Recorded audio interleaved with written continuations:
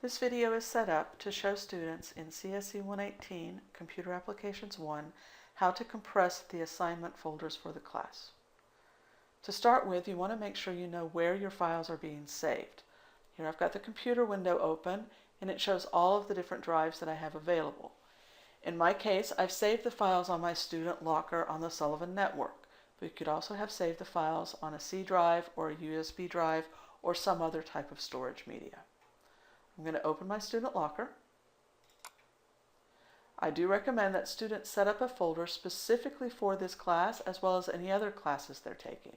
That will help you keep those files organized so it's easier to find a file that's specific to a specific course.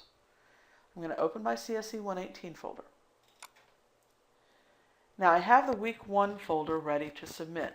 Remember that for this class you are required to name each assignment folder to include your name and the week number. That helps both you and your instructor better identify the files that you submit. When this assignment is ready to submit, if you open this folder, you should see the picture folder that you were asked to create, the requested picture file inside that folder. If you go back to the previous level, you'll also see the author file that you were asked to copy from the data files and then rename to include your name at the end of the file name, and then the SkyDrive file that you were asked to create after uploading a file to your SkyDrive. At this point, I know my files are ready to submit, so I want to zip the entire folder. I'm going to click on the back arrow so I see the folder itself.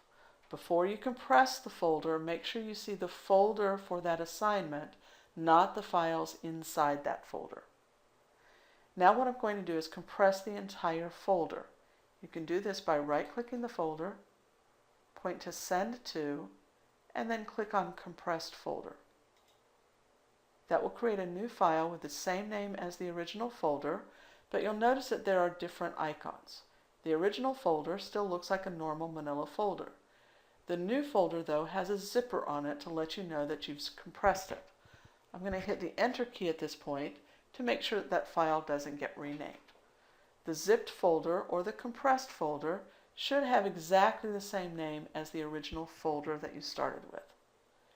If I open that zip file just to check the contents, if you see this message, click OK. You should see the folder itself. Because you're zipping the entire folder, that folder will be included inside the zipped folder.